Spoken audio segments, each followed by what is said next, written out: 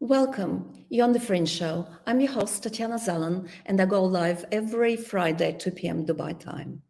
The Fringe is about our future, the future of science, technology, art, economy, and society.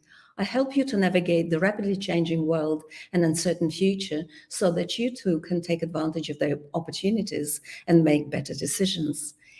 In this episode, which is number 56, I decided to talk about Black Swans.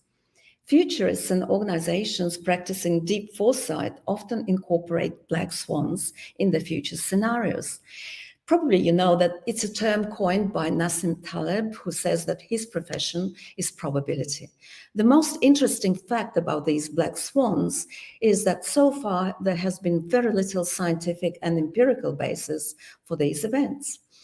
And perhaps because of that, Black Swan has become sort of a cliche for any bad thing that surprises us. That's according to Taleb himself. But recent research has changed that, and this is what I want to talk about. I'll start with outlining what is our understanding of black swans, and then move on to this new research about how we can predict black swans and what's the scientific basis for this. So if you're an investor, an entrepreneur, executive, a government official, or any other decision maker, that's probably an important show for you. There is a usual disclaimer that the views here are my own and they do not represent the official views of organizations and employers associated with. This is not investment advice. The information here is only for educational purposes. Now let's start as what is Black Swan? Perhaps you've heard about this many times, but the great baseball coach Yogi Berra once said, it's tough to make predictions, especially about the future. We are trying here to make predictions about the future. The full title of the book that Nassim Taleb published is The Black Swan, The Impact of the Highly Improbable. Taleb is a very well-known expert. He's theoretician, practitioner, and philosopher on the issues of probabilities, risk, and uncertainty. And he's also an author of many bestsellers of philosophical and technical nature. And he's a very successful investment bank and investor and trader. So we could really have confidence in what he's saying. To him, the Black Swan has three main characteristics. It's an outlier. It's outside the realm of regular expectations because nothing in the past points to its possibility. It carries an extreme impact.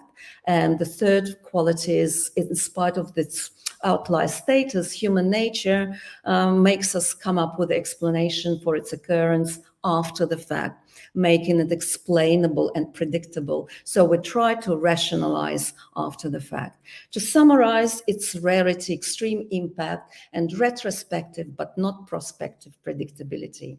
And it is this combination of low predictability and large impact that makes the Black Swan such a great puzzle. The central idea in Taleb's book is really about our blindness with respect to randomness, particularly in large deviations. Why do we keep focusing on the minutiae? That's what Taleb is asking, and not the possible significant large events, in spite of the obvious evidence of their huge influence. And in some domains, such as scientific discovery or maybe venture capital investment, there is a disproportionately large payoff from the unknown, since you typically have little to lose and plenty to gain from such a rare event. And yet you can ask any portfolio manager whether they're incorporating these types of risks, Black Swan events, into their decision-making, into your portfolio. Well, it's probably not going to be the case. Taleb is particularly critical of how we learn and what we know. Black Swan logic makes what we don't know far more important than what you do know. That's according to Taleb. Next, we're excessively focused, according to him, on what we do know. We tend to learn the precise and not the general. And the problem lies in the structure of our minds. We don't learn rules. We prefer to learn facts and only facts. He makes a very strong point about the so-called bell curve probability distribution. And for those of you who may not be familiar what that means, the probability distribution is the model which is used to calculate the odds of different events and how they are distributed. When we say that an event is distributed according to the bell curve, we mean this Gaussian bell curve that can help provide probabilities of various events. And almost anything and everything in social life is produced by rare but consequential shocks. And yet almost everything that we study in social life and in social sciences, it typically focuses on the normal, on this bell curve distribution.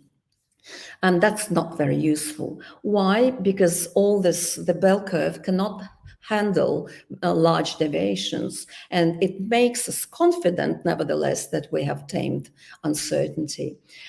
He really drills down into why we're blind to black swans.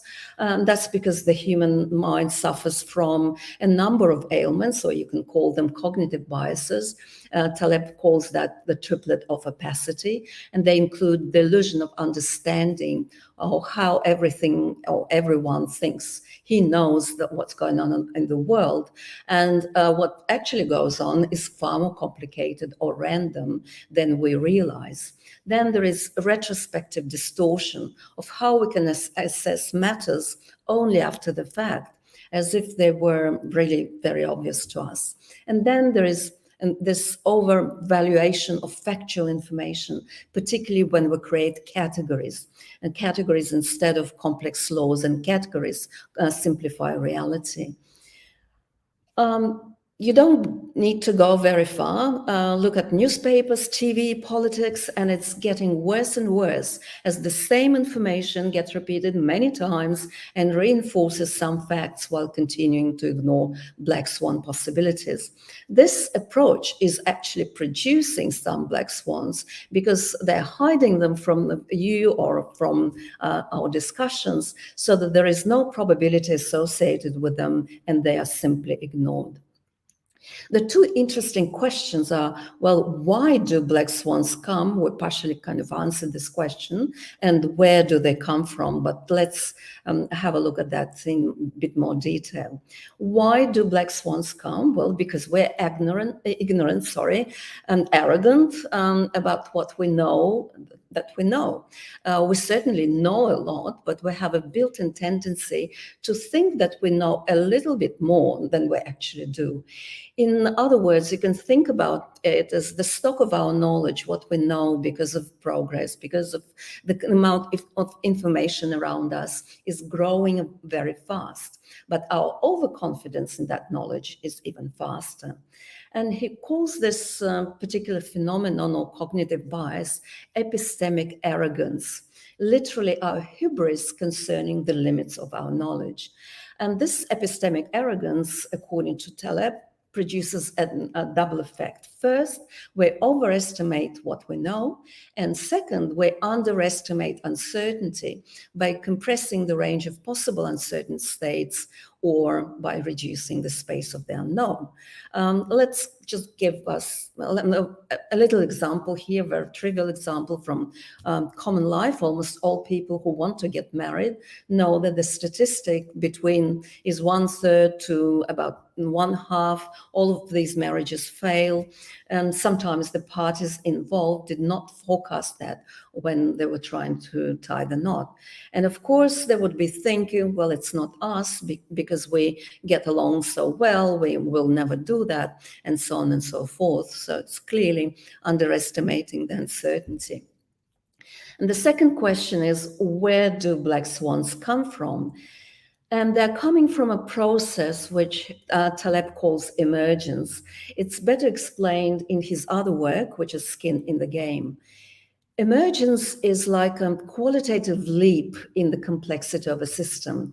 The main idea behind complex system, it is that it is a collection of properties, and this collection behaves in ways which cannot be predicted by its components. And these elements can be absolutely anything. They can be particles of matter, human beings. It can apply to car parts, and emergence is present in any system. It can be biological, financial markets, social systems, and so on.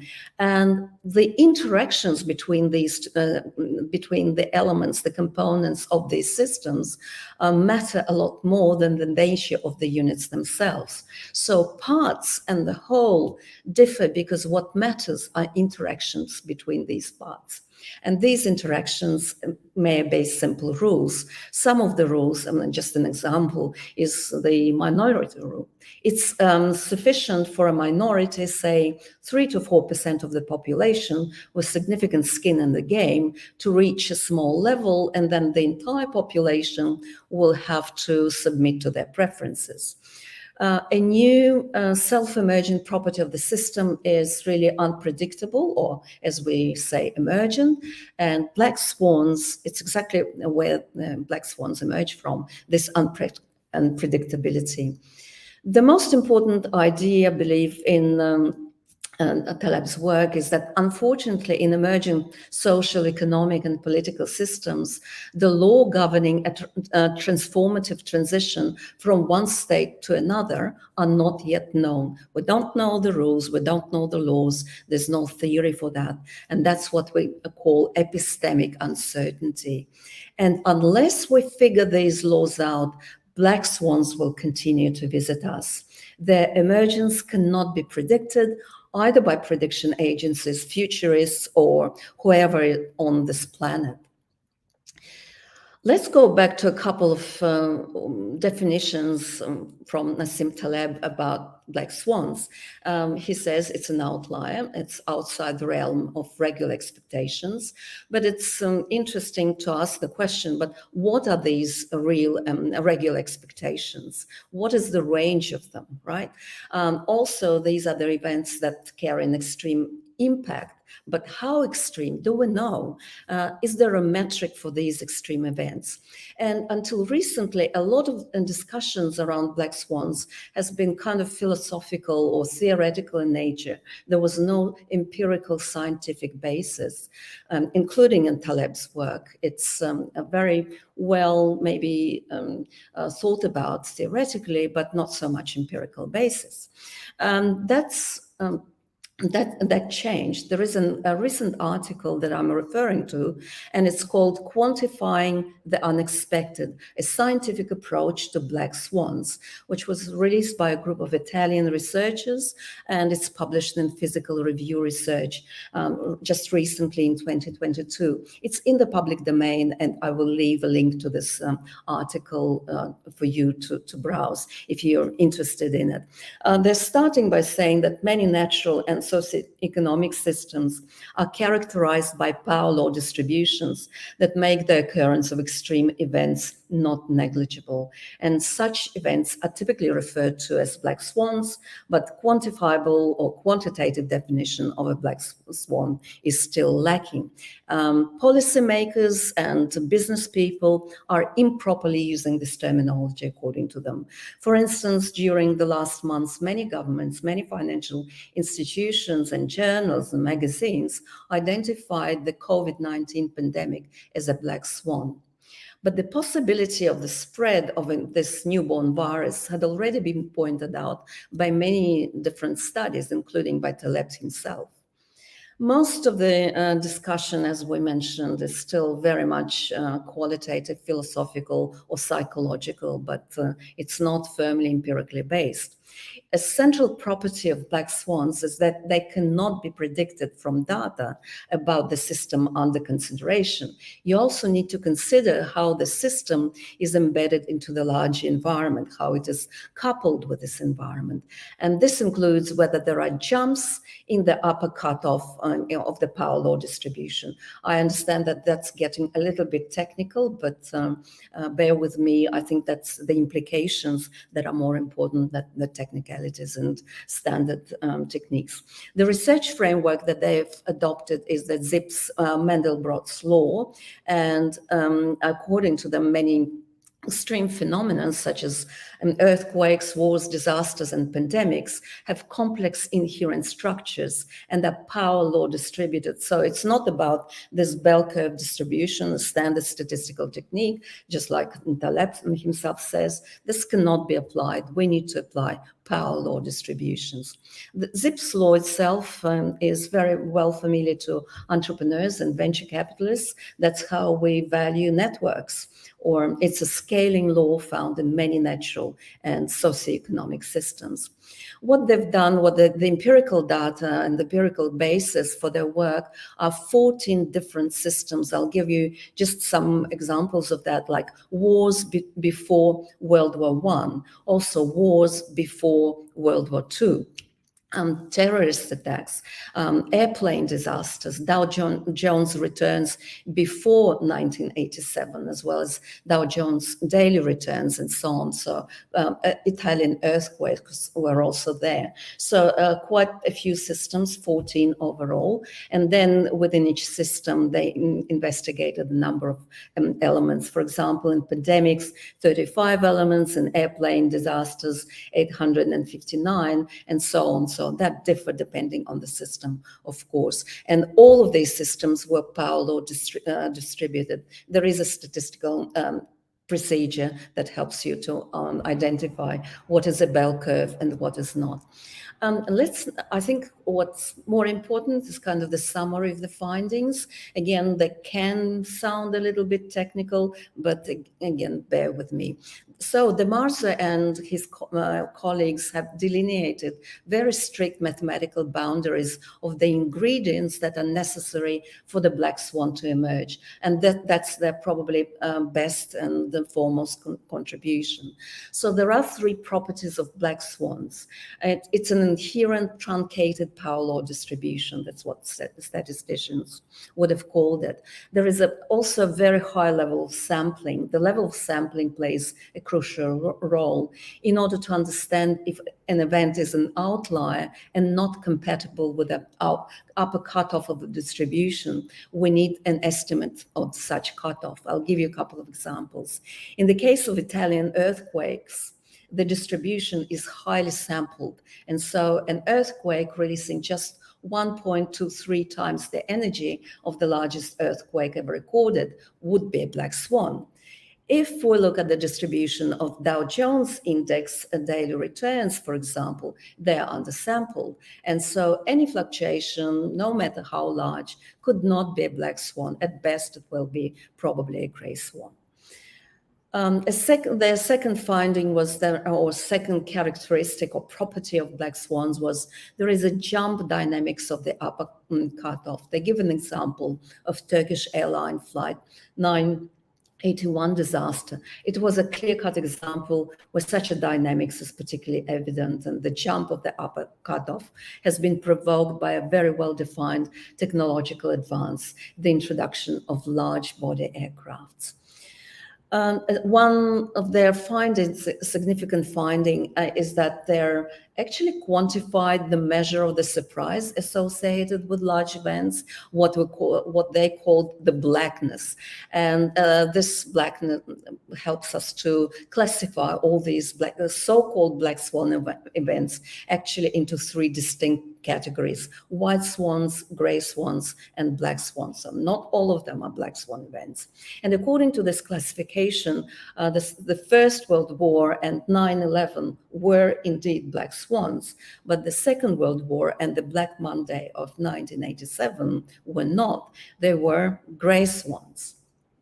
They also gave an example of a stylized black swan, which corresponds pretty much to the Turkish Airlines flight 981 disaster.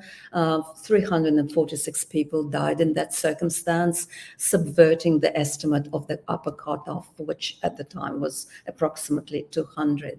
And using this parameter, which really depends only on empirical quantities, they also checked the stationary power laws. Stationary power laws are those that don't have any jumps in the upper cutoff limit. And these ones produce only gray swans.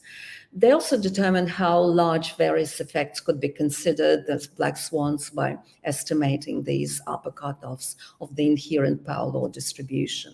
So according to them, according to this research, COVID-19 is not a black swan, and any pandemic, and these are very interesting figures here, any pandemic they estimated to be black swan should kill 40 times more the Black Death. The Black Death killed 200 million, and that would have been 5 billion people plus.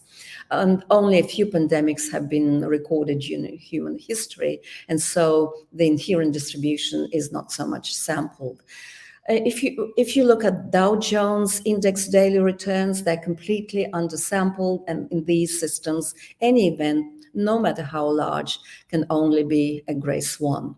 They also spotted a new example of black swans, or some new examples, such as Turkish airline disaster. And Burj Khalifa, for those of you who live in Dubai, is also considered to be a black swan. Its emergence could not have been predicted by various people. So that's kind of the summary of their findings. And I think the big conclusion from that, even if you don't understand statistics, is that yes, it can be quantified. We know what black swans should look like. There are mathematical boundaries for that. And we can actually incorporate these types of events in our decision-making and scenario planning. And so, well, one of the questions, well, why should we bother? And according to futurist Karelov, we're already entering the zone of singularity, and I'm referring here to Kurzweil's singularity, which is another hyped concept with little theoretical underpinning. And unpredictability and emergence are growing as a result of rising technological and social complexity. So we can almost argue that black swans appear to be becoming a new law of nature. And this means that this predictability of many critical processes is lost, and black swans are becoming more and more typical and almost ordinary phenomena of the global civilization. Well, this is a bit contentious, but I think it has its merits, this argument. So the black swan, just to remind ourselves, is really a great puzzle because of a combination of low predictability and very large impact. The introduction of this quantitative criterion, which was done by Marzo and the colleagues, is very useful from a practical point of view. You need to keep black swans and scenario thinking a strategic planning toolkit. It's not necessarily a negative scenario. It can be a very, very positive scenario for you, which will produce outsized returns. Black swans demand an approach that explicitly takes uncertainty into account, rather than we just pretend it doesn't exist.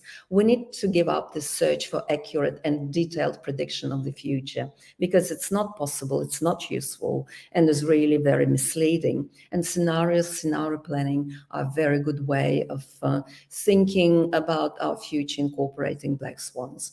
Scenario thinking typically asks two questions. What are the variables of critical importance to my future?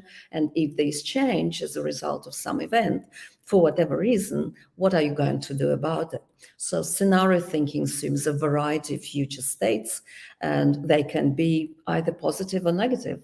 And you can almost certainly look at positive black swans as well. You need to ask yourself the question, do we depend too much on this bell curve thinking? We're ignoring deviations, we're ignoring power laws, and scenarios, by the way, are not about probability.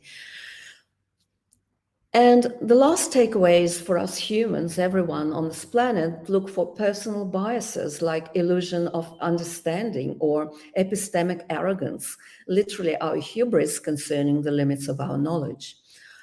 Also, look for biases amongst experts. There is a joke about gorillas that suggests that the average accuracy of expert predictions is roughly equivalent to a gorilla playing darts. Empirical studies also supported that. They said that expert predictions are equivalent to random guesses. So next time you hear on the views, experts believe, experts say that, experts have said and made this pronouncement or that pronouncement, run away. Be very, very critical and suspicious of experts. Anyway, I think you hope you found this show useful. Now you know a little bit more about black swans, hopefully, and how they can be quantified.